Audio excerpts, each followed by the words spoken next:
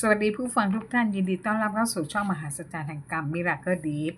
ต้นไม้อาถรรพ์ที่ไม่ควรปลูกในบ้านหน้าบ้านหรือแม้กระทั่งริมรั้วบ้านเพราะถ้าหากปลูกไปแล้วจะดึงดูดแต่ความเดือดร้อนทุกข์ใจมาให้แก่ผู้อยู่อาศัยในบ้านทุกคนได้รับอิทธิพลจากอาถรรพ์นั้นด้วยได้แก่ต้นกระทุ่มความหมายถึงทุ่มเทขว้างปากล้วยตานีผีตานีอาศัยอยู่ตะเคียนผีไม้ตะเคียนสิงอยู่ เต่าล้างหย่าล้างชบาใช้สวมคอนักโทษประหารที่อินเดียชวนชมถูกชมเชยแล้วถูกเชยชมแล้วจากไปต้นสนก็ขัดสนตลอดชีวิตต้นรักเจ้าชู้มากรักต้นระกำมีแต่ความชอกช้ำระกำใจหลุยก็คือบ้านถูกรื้อถอนต้องสูญหายโยกย้าย เป็นต้นไม้ที่ชาวบ้านเขาจะไม่ปลูกกันซ่อนกลิ่นซ่อนชู้ความรักที่ซ่อนเล้นมีปัญหาและเป็นดอกไม้ที่ใช้จัดงานศพไผ่ใช้ทำพวงหลีดงานศพเติบโตเลยขอบเขตบ้านคนอื่นเขาก่อปัญหาทางนิเวศเพราะกิ่งก้านมันจะขยายออกไปไกลไม่คุ้มกับค่าใช้จ่ายในการควบคุมดูแล โตง่ายถอนยากตายยากต้องใช้สารเคมีอย่างแรงในการกำจัดถั่วแปบขัดข้องกระปิดกระปอยเป็นไม้เลื้อยไม่สามารถยืนตั้งต้นตัวเองได้ต้นมะระเป็นไม้เลื้อยนางแย้มป่าเป็นต้นไม้ผีสิงวันดีคืนดีผีจะมาเคาะบ้านหรือขว้างปาเอาหินขว้างปาบ้านหลิวทำให้ซึมเศร้าขึ้นคานต้นโพต้นไทรต้นระทมต้นมะขามต้นตาลเป็นต้นไม้ที่มีวิญญาณสิงสถิตเขาไม่ปลูกในบ้านริมรั้วหน้าบ้านอย่างเด็ดขาดน้ำเต้า ล้างอาถรรพ์อาคมต่างๆพุทธตาลเจ้าของจะกลายเป็นคนสักปรับ ต้นเพกา มีปลายแหลมเหมือนหอกเหมือนดาบทิ่มแทงให้เจ็บปวดมะละกอห้ามปลูกในรั้วบ้านจะวอดวายแตกกอแตกแยกคนในบ้านไม่มีความสามัคคีไม่รักใคร่ปองดองกันปรงเป็นใบไม้ประกอบในพวงหรีดงานศพมะตูมเกิดอุบัติเหตุอัคคีไฟระเบิดมะขามเทศต้นหวายมีหนามเกิดอุปสรรคต่างๆในชีวิต มะพุดก็คือต้นไม้อาถรรพ์มะเฟืองล้างอาถรรพ์อาคมสลัดใดสลัดโชคลาภความโชคดีออกจากบ้านต้นโศกมีแต่ความเศร้าโศกมารุมลุม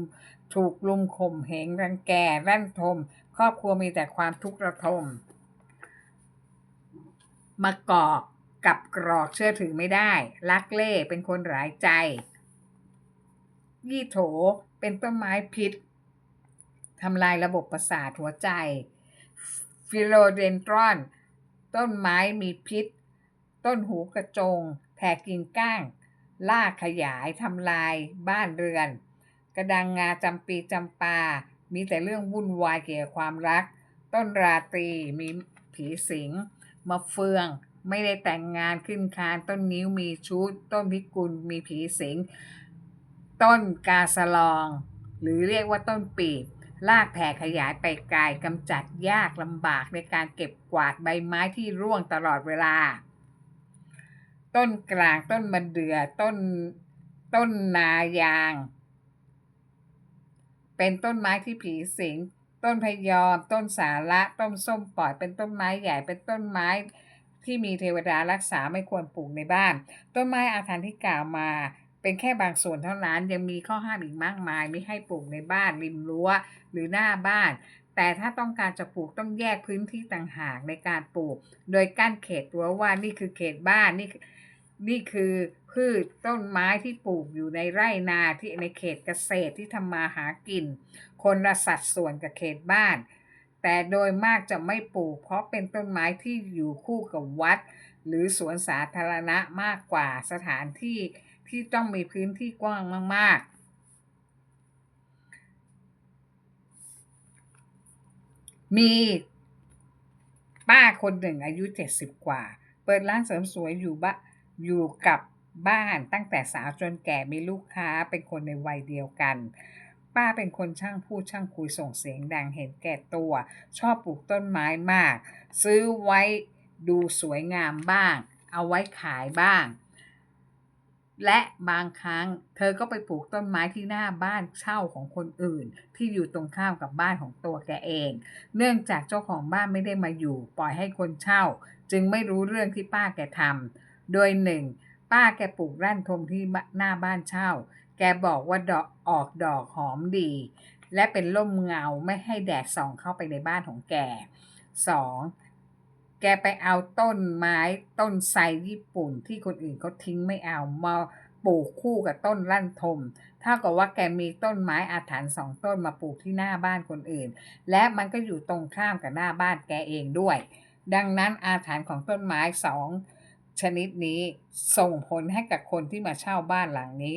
และบ้านตัวแกเองโดยตรงซึ่งมีผลดังต่อไปนี้ต้นลั่นทมค่อยๆเติบโตแผ่กิ่งก้านสาขา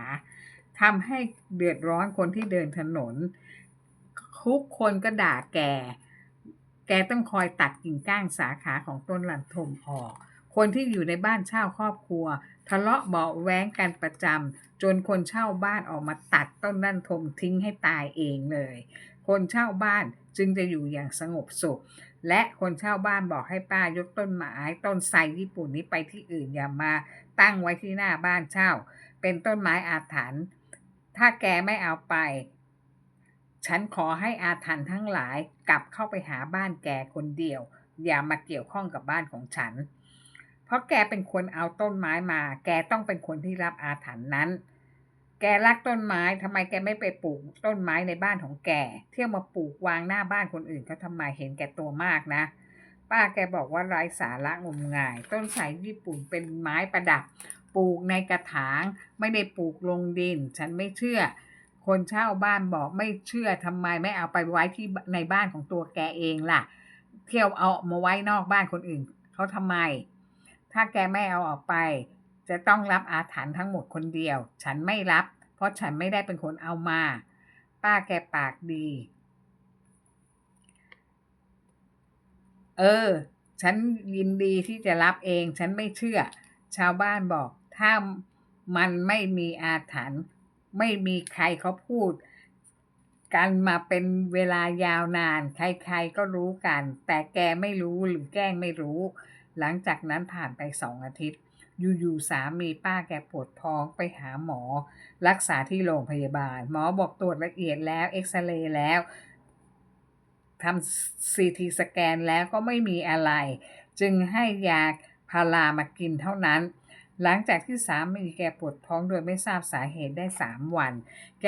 สามีปวดท้องอย่างรุนแรงมากแกจึงนำส่งโรงพยาบาลอีกครั้งแต่ไปไม่ทันเสียชีวิตกลางทางผลชันสูตรพบว่าไส้แตกตายไม่ได้เป็นไส้ติ่งอักเสบเพราะสามีแกตัดไส้ติ่งตั้งแต่เป็นหนุ่มแล้วผ่านมาจากนั้นไม่นานอยู่ๆหลานชายป้าอายุ19เองเป็นมะเร็งตายโดยที่ไม่รู้ตัวและยังไม่ทันได้รักษาเลยต่อมาอีกไม่นานลูกสาวคนเดียวของแกก็ป่วยเป็นมะเร็งตายโดยไม่ได้รักษาอีกเช่นกัน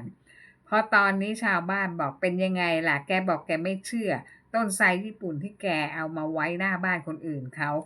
สะท้อนเข้าหาบ้านแกเองภายใน3 เดือนตาย3 ศพไม่น่าจะตายกันขนาดนี้ถ้าแกไม่เอาไปทิ้งขยะอีกศพต่อไปเป็นตัวแกเองนั่นแหละ